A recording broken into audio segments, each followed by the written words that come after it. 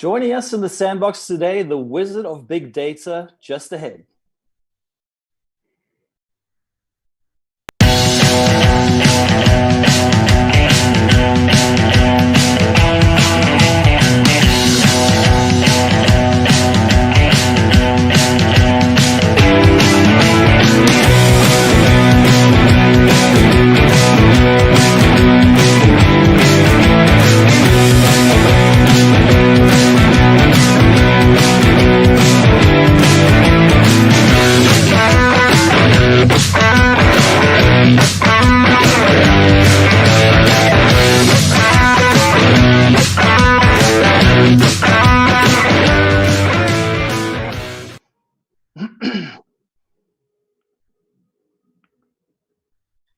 Hi, everyone, and welcome to the Prolifics Innovation Sandbox. I'm your host, Greg Hodgkinson. This is our first episode today. We'll be running a new one every week. So join us here every Thursday at the same time. Each week, we'll host different technology experts who are leaders in their field, and they'll share their passion and what they see being the future of hot technologies like big data, process mining, blockchain, DevOps, and more. We also want to hear your voice. So you can submit your questions at any time during the show in the live chat, which is either just to the right or below the video feed. So stick around after we close to listen in on the Q&A. We have a very special guest joining us in the Sandbox today. He is the CEO of Senzing, an innovator in AI-driven entity resolution, and a leader who National Geographic have named the wizard of big data. Jeff Jonas, welcome to the Innovation Sandbox. Hi, Greg. So, Jeff, we'll get started with a nice, easy question. What is entity resolution? Why should everyone be as passionate about it as you are? And I guess, how does it affect the rest of us? Well, entity resolution is understanding when two people are the same or two companies are the same or not. It's like understanding who is who and who's related to who in your data.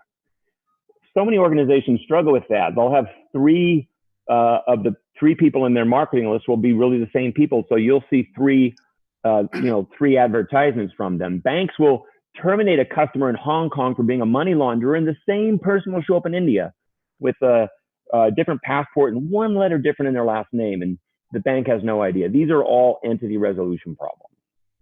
And I specialize in that, or at least in the last couple of decades. Yeah, so you've kind of led the field. I think you're being a bit modest there. It would sound like this is pretty fundamental to most businesses. What is can you give us a bit of an idea maybe of what the earliest inspiration is of the work that you're doing now? And how did that end up getting you to G2 and Senzing?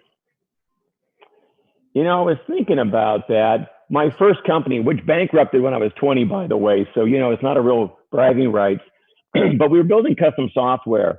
I was 17, and I built a who is who's related to who piece of software for the North America Llama Society. We built for them their genealogy tracking system that would produce llama birth certificates. That was probably my very first taste. Now, I didn't realize that was going to become a system I built for TransUnion, and then a system I built for 22% of the U.S. hotels, and then ultimately I built a system for the casinos. It became known as NORA, non-obvious relationship awareness. They really want to know who they're doing business with, and that system started finding interesting things. We got funded by InQtel, the venture capital arm of the CIA, and Reed Elsevier, the parent company of LexisNexis, in 2003. And then 2005, IBM buys my entity resolution software, buys SRD and my team. And then G2 happens in 2009. I looked at, I guess I rung up my boss and I said, hey, if you let me start from scratch and give me $50 million, I can build you a system that figures out who's who and who's related to who. It'll be self-tuning, self-learning. It'll be a specialty AI just for that. It'll work in Mandarin. It'll be geospatially aware. It'll have more privacy features than anything I've ever built, blah, blah, blah. It's like a Swiss Army knife. I was told to get started. We started shipping it in 2012. And then in 2016, I got a one-of-a-kind spin out with IBM that IBM's never done before. So I got a license to my G2 invention, and I got to bring my team, and I got to use 100 patents. And yeah, so Sensing is not really a startup; it's a reincarnation. You see, we just have a new birthday, and a new name. The same old soul. And it all started with llamas. That's fantastic. Technically. So maybe if you just tell us a bit about G2. So I understand its uniqueness is the ability to revisit decisions in real time. Now, I'm sure there's a lot of complexity to that, but can you give us some insights into how it does that?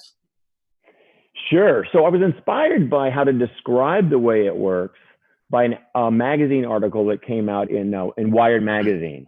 And it says AI needs common sense. And I don't know if you've seen this, but there's been a study. You can take a picture of a school bus and change a few pixels and give it to a machine learned vision algorithm. And the algorithm will tell you it is an ostrich. And then you can take a picture of a temple or a hen and change a few pixels and it'll be, that's an ostrich. And so where's the common sense? And so that's what that Wired story was about. And so what I built into Sensing, and the team and I built into Sensing, is a layer of common sense.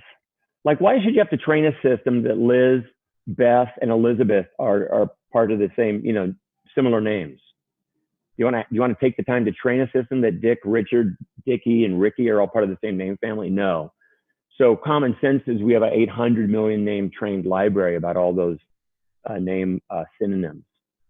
Addresses are very difficult to parse, so you could either spend forever training a system for that on your own data, or you can have a pre-built library. So common sense is this layer where it generalizes things, it understands, it has some libraries, and then real-time learning is as it's seeing the values and the statistics, it's changing how it's thinking.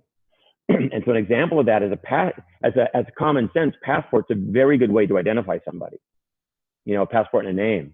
But what if the passport is 1, 2, 3, 4, 5? Do you think every Mark Smith with passport number 1, 2, 3, 4, 5 is the same? And the answer is probably not.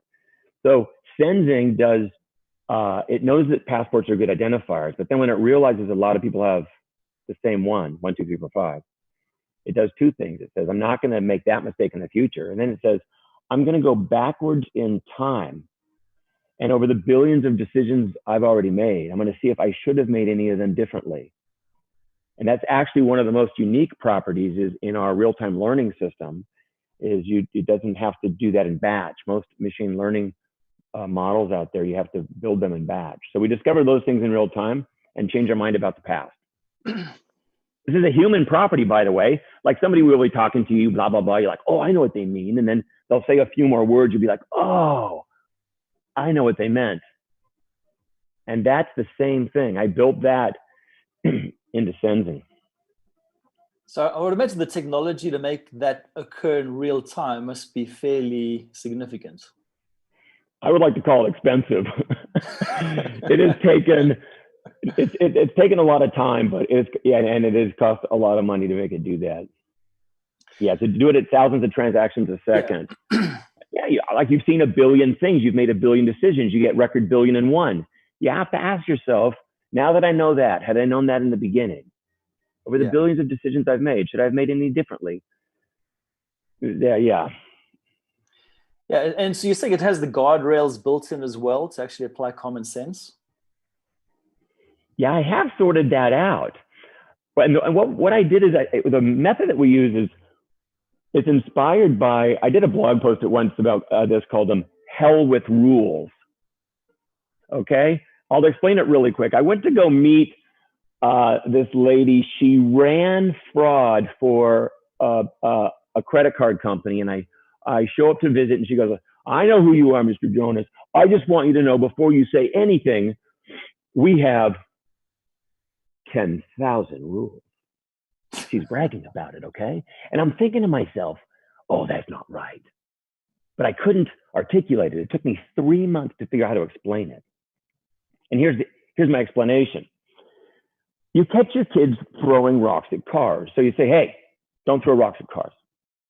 But the next day they're throwing rocks at buses. So you're like, hey, don't throw rocks at buses. The next day at SUVs. Your kid is 35 years old throwing iPads at people riding Segways. I mean, how many rules do you need? it turns out you want to be able to encapsulate a principle like, hey, don't throw things at other people's stuff. Maybe with some exceptions, like they're running at you with scissors. So I did that blog post. By the way, that's like having to be stung by every kind of bee, every size, every shape, and every color marking. You keep getting surprised, right? Because you don't have a principle about just, see a few bees and kind of get the concept. So I blogged that. I saw her a year later, and she looked at me with her hat in her hand like this, going, "We have 20,000 rules." So what used to happen in my prior entity resolution work is you'd have these rules or these combinations of things, a name plus a passport plus a date of birth. If you have a name and a phone and a date of birth, and you just have different combinations. What if it's just a name and an email, blah, blah, blah. And as you add more fields, you have more combinations and different weights between the combinations. What's more important, a date of birth or a passport? I got rid of all of that. And what I did is I thought about how people entity resolve data about persons and then companies, and then how do you do cars, and how you entity resolve routers. Routers have makes and models and IP addresses and MAC addresses and colors. And instead of thinking about each one this way, about each of those domains, I thought about it across this way. I was like, how is a social security number like a VIN number on a car? And that mental exercise led me to what's now called principle-based entity resolution, where one set of principles allows it to do people, companies, vessels, planes, asteroids without any changes. It's radically different than anything else. Anyway, I don't know. That's maybe the long version. Yeah, well, that's fantastic. So I guess if you think about data underpinning all of this, the importance of data to organizations is constantly evolving, as I'm sure you don't need to be told. So it's all, we've gone through e-commerce and B2B, and now everything's social now. So all this data that's out there, if you look into your crystal ball, where do you see things go?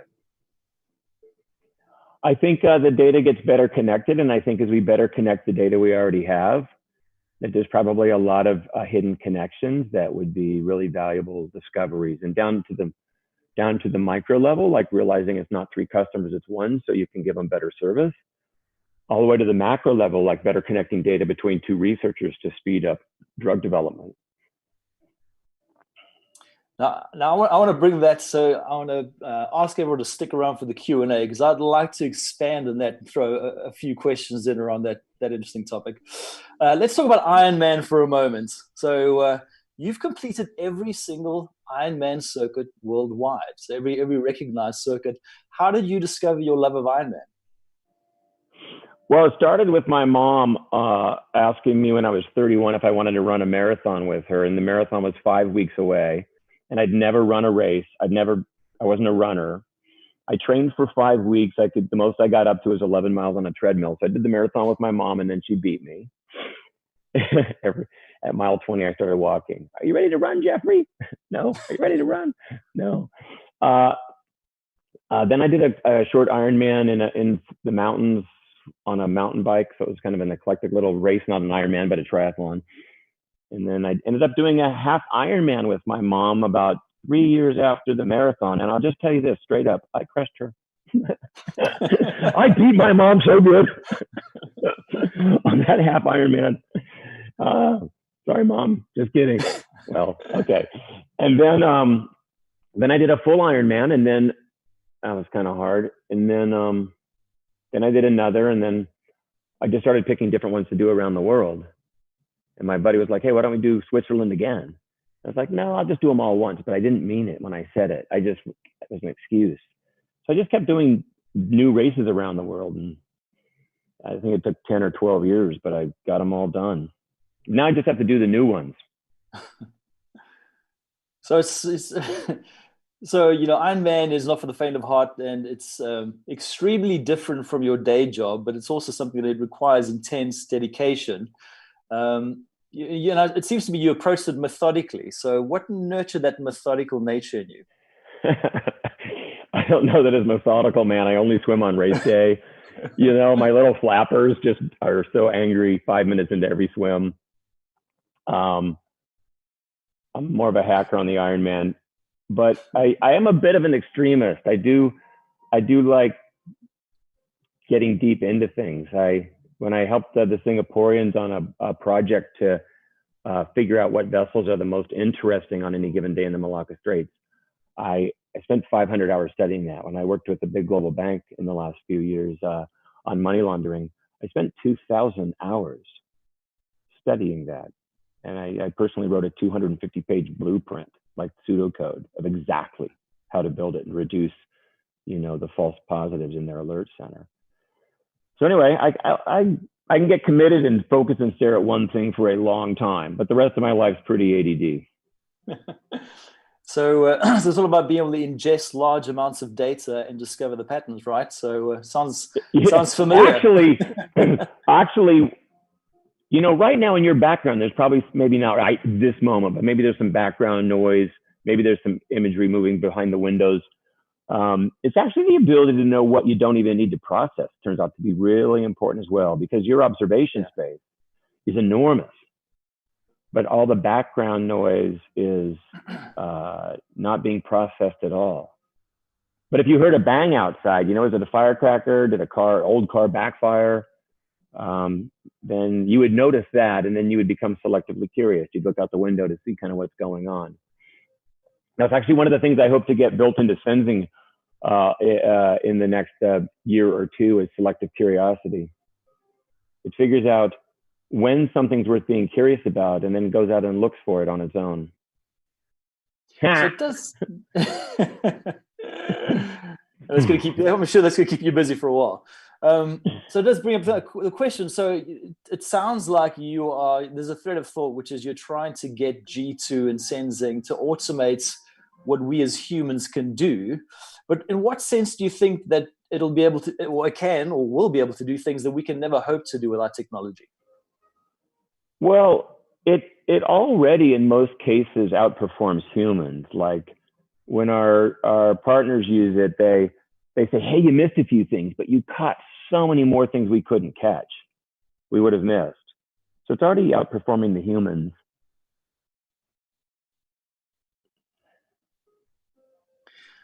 So, well, what I'd like to do at this point, Jeff, is in addition to the Iron Man that you are in this discussion, I'd like to welcome Prolific's very own strongman, Matt Gast.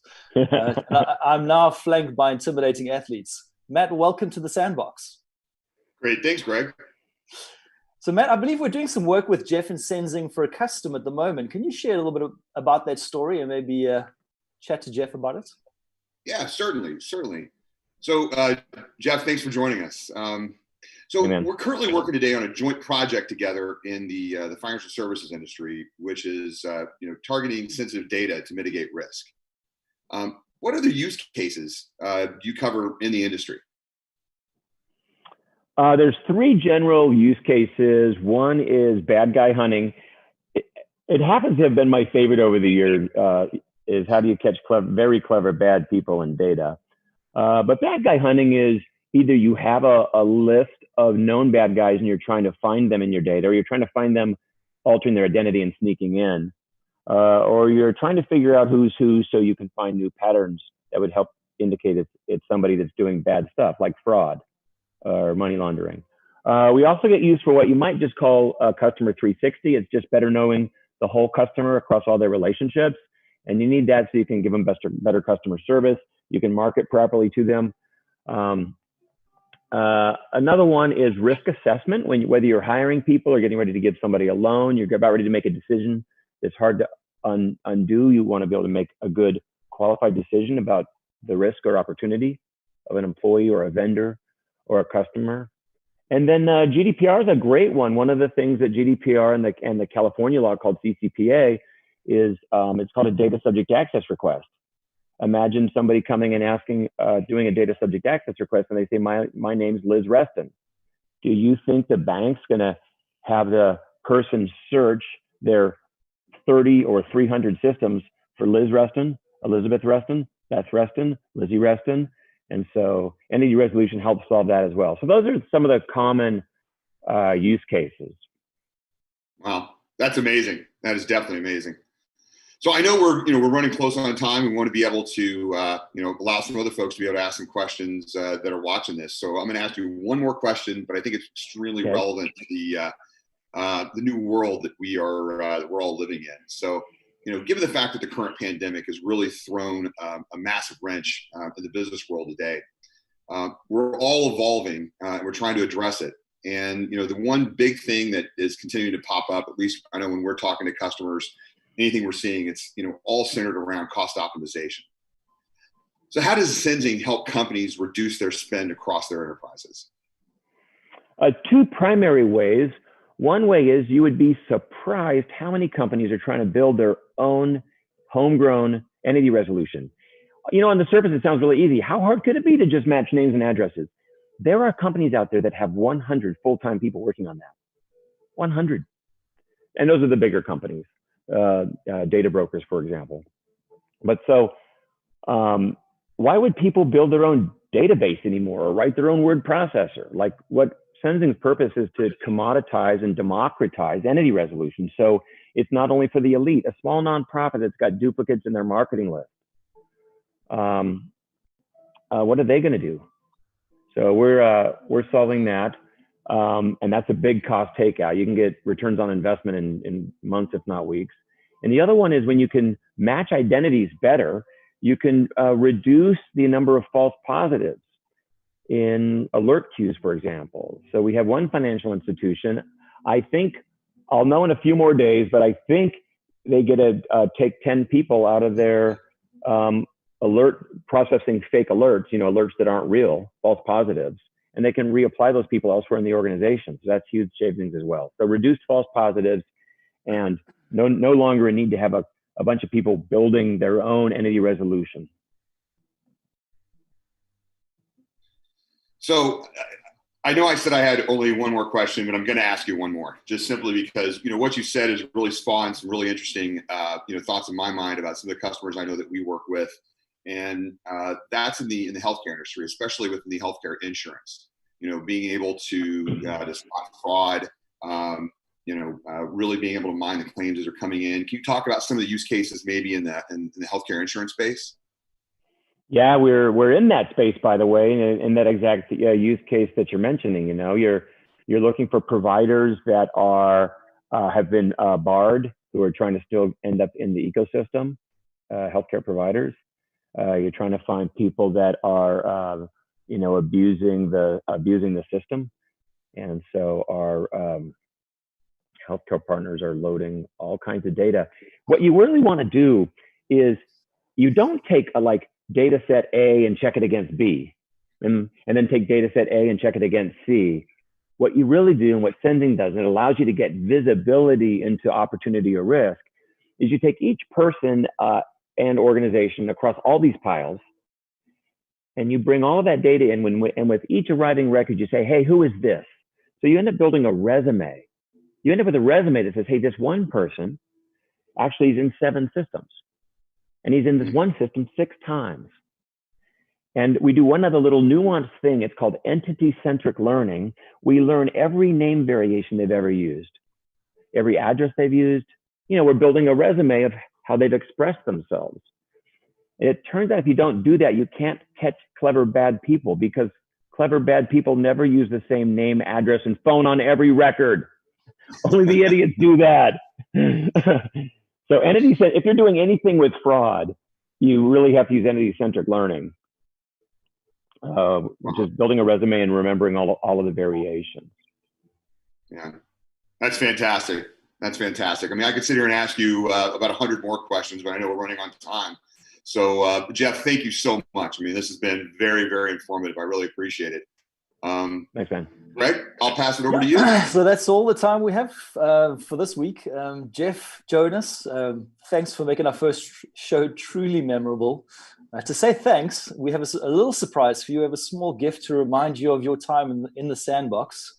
I'm hoping you'll be able to see it on the screen. Hey, is it a hairpiece? COVID targets bald men. So if you could send me a hairpiece, maybe COVID will look the other way. Yeah, we seem to have all fallen foul of that particular issue. Anyway, so I'm not sure if it's not visible on the screen right now. We can show it to you afterwards. Oh, it is. Okay, fantastic. So Jeff, I mean, it's a privilege to have spent some time with you over the last half an hour. It was a pleasure spending the last half an hour chatting to you. I just want to say thanks. Thanks. Yeah. So I do have a quick question. How did you get the name Wizard of Big Data? It's not even true. I don't think it's true. National Geographic did an innovator series, and they picked like one person from geology, one person from physics, one person from different fields, and I somehow got picked to be the innovator around, data and technology. And so I did this interview. It was a 2-day interview. And when the story came out, they just called me the Wizard of Big Data. I'm like, what? I'd like to underclaim. And so, I don't know. I can't undo that, but kind of stuck. There are bigger wizards than I in big data. Well, Q&A is still coming up, so maybe we'll if we cover something contentious, you might get a new nickname. Oh, that's great. All right. Well, I just want to thanks to you one more time for joining us today. Thank you to our audience for great having you all spending time with us in the Sandbox. Just a quick shout out. Next Thursday, where the 16th of July, we'll be taking a bite out of data with Ernie Ostick of Manta and Rolf Himes of Talent. So until then, keep well, keep innovating, and stay with us for a little bit of Q&A with Jeff.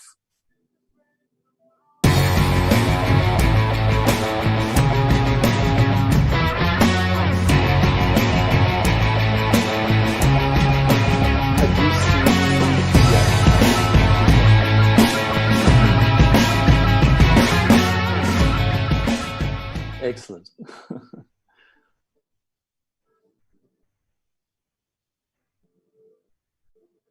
Yep.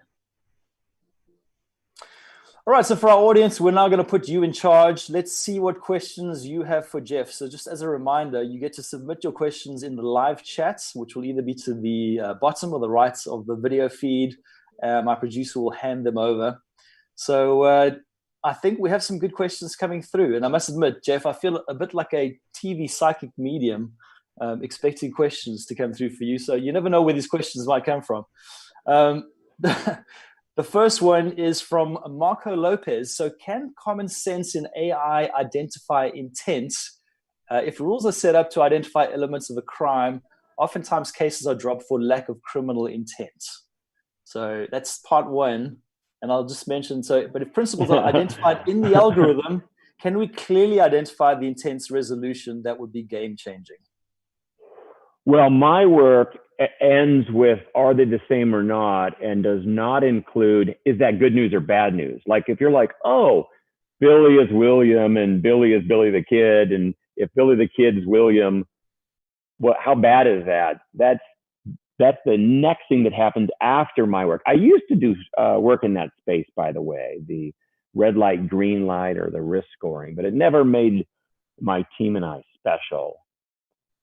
But I think it's and I do a lot of work in the privacy community. I think algorithms that would try to glean intent is a pretty risky space. And the consequence of false positives it's really, really bad news. I don't know if you saw the story that came out about the facial recognition algorithm that made a false positive, and some unlucky man got arrested for a facial recognition algorithm false positive. And they can really affect people. So I'm really would be very cautious about trying to glean intent out of data, unless, of course, I'll give you an exception. You overheard them say, on Thursday, I'm going to head over there and kick some whoop ass. That would be intent. So I think that, yeah. So you kind of stick to the things that are more objective and leave the more subjective predictions to others. Would that be a fair summation? I'm just focusing on things we figured out that made us most unique. I'm trying to do that part. Yeah. So I got another one come through. I guess it's more of an observation than a question of many insurance companies today. This is from Omar, saying insurance companies today, he'd love to have had your technology because they only look at bits of data instead of building a resume. So I guess not as much of a question, but yeah. Well, but can I comment on that? Yeah. One of the ways I've described my work is, the difference between puzzle pieces and pictures. A lot of organizations take a single transaction. Think of it like a puzzle piece, right? Somebody who's got a blood test. It's like a puzzle piece. A lot of organizations take transactions and then put a whole bunch of algorithms on that one puzzle piece to try to figure out if it's good news or bad news. And there's a point you can't squeeze any more knowledge out of it. It's just a puzzle piece. And only if you take the puzzle piece and see how it relates to other puzzle pieces do you get to context. Context meaning better understanding something by taking into account the things around it.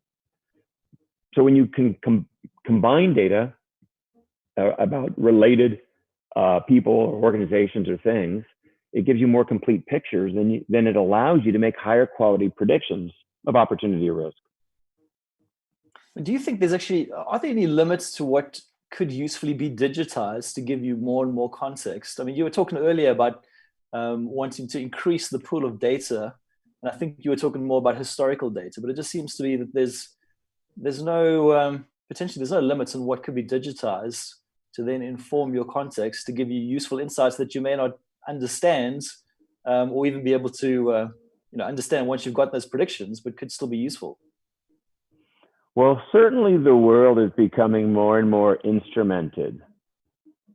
In fact, the humans, the sensor now, like we go in and tag things and vote things up and down, and we notice things and tweet them. So it's like the humans are now part of the sensor grid. Another interesting, just back to the privacy piece is, who has access to put the data together, and is that transparent? And is it being used for you in a way that you would permit and be happy about? Or is it being used in a way that you're like, hey, I didn't know it was going to get used that way? By the way, I have decided that the surveillance society is inevitable, it's irreversible, but more interestingly, it's irresistible, and you're doing it. When you go use a free email, if you go read the user terms, it would likely say things like, all the data is ours, we get to keep it, even if you delete your account. But it's so irresistible. So that's the future, is more and more surveillance, because it's being made irresistible. And we keep buying more and more connected devices to make us more connected and more trackable, and share more of our data that's out there. So, the day we lose GPS because of some, I don't know, asteroid or I don't know, whatever might cause GPS to go down, you know what? There's just going to be a bunch of human beings standing still going,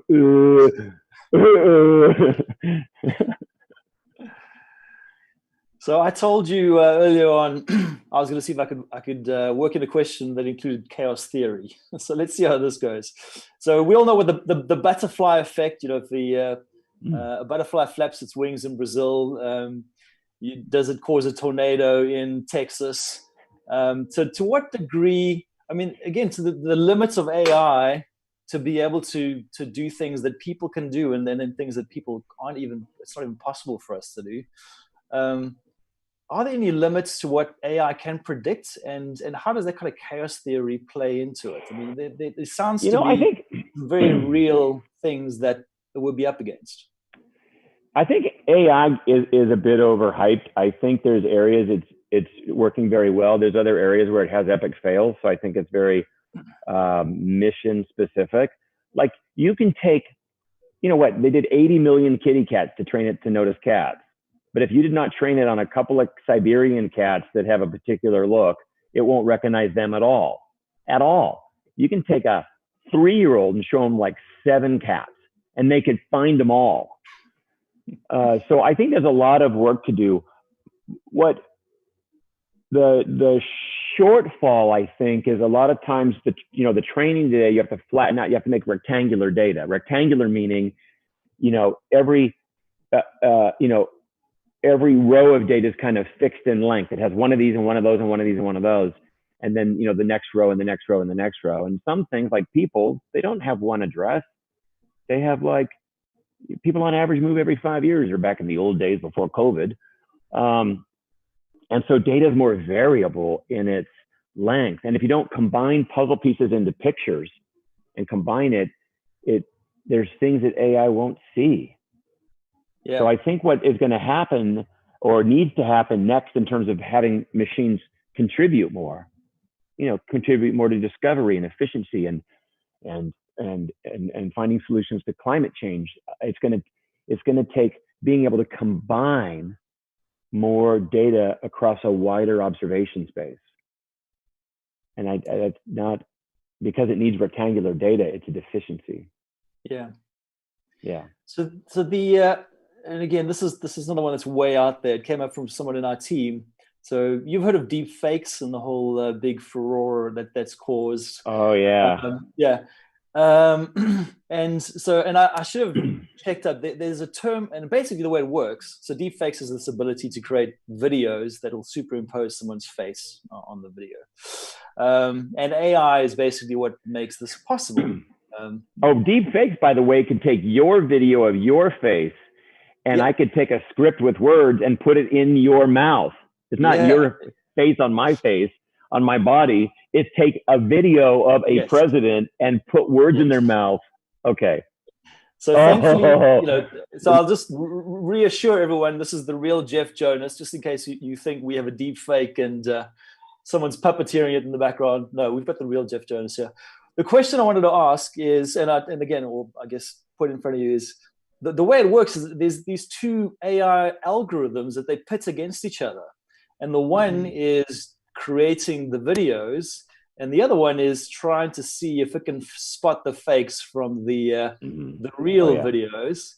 Now, that concept seems very interesting, because you're putting AI against AI. You've kind of removed the human part from the equation, and you're only limited by the things that AI can do. So is that something go ahead. Sorry. Is that something that doesn't feature in any way in your technology? Similar ideas where you're really pitting two algorithms against each other, or? No, but I think that's good to have dissent. There's a little bit of there's a slight similarity. If you want to improve a system, allow it to see dissent and things that disagree. And there's been a movement, especially like in master data and golden records and getting clean data, is you have to take pieces of data that don't seem true, and then you completely get rid of them. You mask them out. You go, oh, that can't be true, and you get rid of it. But what you're really doing is getting rid of natural variability and dissent. And one of the things that I've stumbled on is bad data is actually your friend. Spelling errors are your friend. Did you know when you search Google and it says, did you mean this? It doesn't have a dictionary. It's just remembered everybody's errors. So if you didn't remember the errors, it wouldn't be so smart. And to be specific in my systems, I have a bad daddy story. It's a pretty quick story, but I have a son with 2 dates of birth.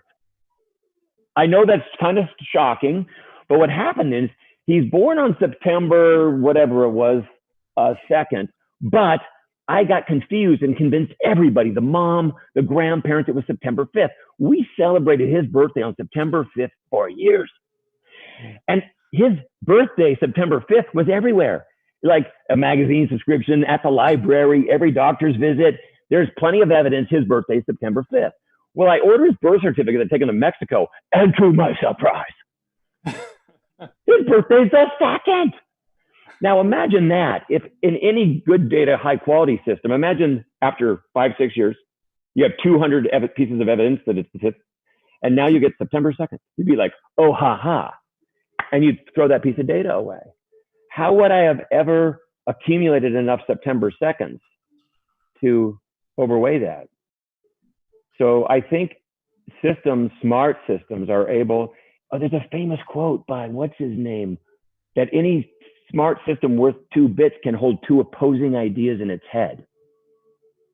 And we've done that with sensing. And so when you made me think of that, it's a little bit of a stretch, but when you have two systems that either disagree with each other or one makes a claim and the other, like, here's the thing is, if you fed the system this way, this system makes a deep fake, this system notices it and reports in and tells it what it noticed. And then this system makes a deep fake better. That would be using kind of disagreement and feedback loops to do algorithmic evolution. Yeah, because that isn't, it's survival of the fittest. And I guess if you don't test the algorithm, then you're not getting rid of the ones that don't work. Yeah. Yeah, and then if you feed that back into the other if you can let your opponent see it, then yeah. And we also know that one of the best sources of creativity is errors. So if you never make mistakes, then you don't. Seems like I should have some humor about my 3XYs. Hold on, I'm working on it. Hold on. Nope, I'm drawing nothing. Excellent. So I don't know if we have any other questions that are coming through from Jeff. Otherwise, so we do have one other question coming through. So Jeff, what do you see being as the next big thing? Nice, easy one to end off on. I'd like to be able to walk around without a mask and, have dinner inside when it's cold.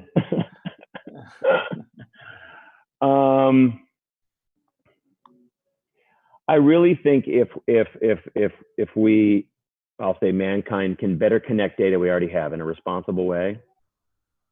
I'll tell you something. There is research that's been done about termite mounds in Africa and how the temperature inside of them remains relatively constant all day and all night, despite the huge temperature swings. When those researchers, I'll say inadvertently or accidentally, bumped into engineers working on energy efficient skyscrapers.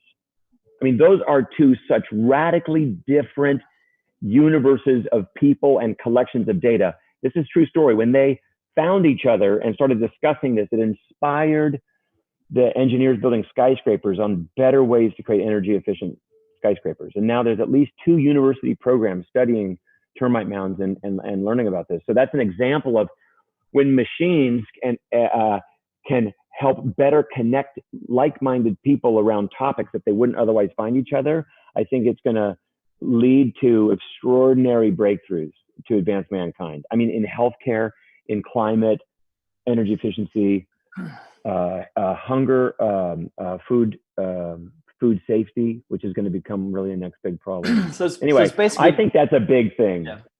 So Mother Nature's been running all those experiments for us for millennia. So yeah. I guess what you're saying is there's a rich source of data that Mother Nature can give us that can be more widely applicable in various ways that are usul to us. And do you think if we don't listen, Mother Nature's going to slap us down?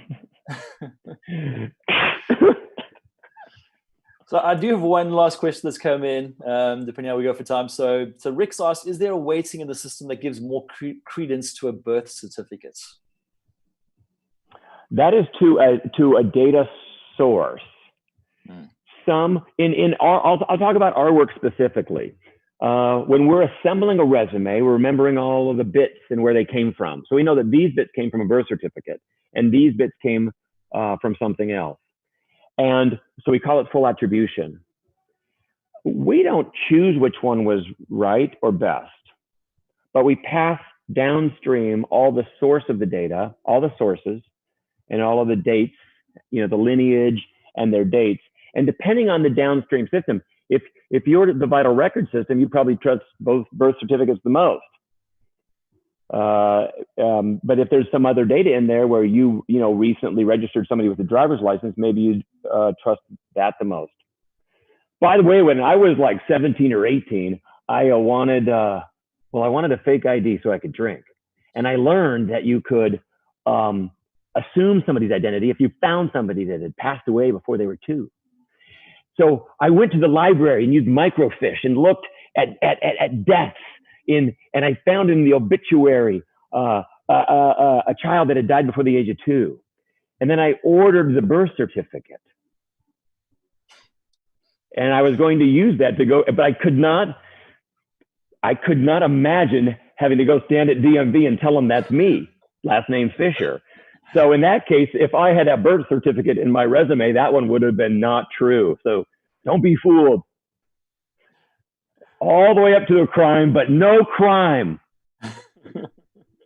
It's important to note.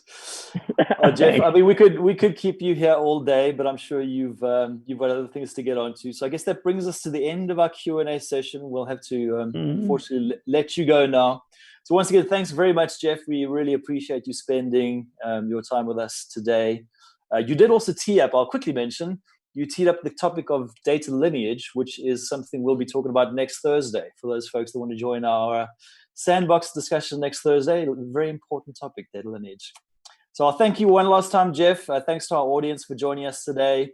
We will see you all again same time next week for our next exciting episode. Thank you. Thank you.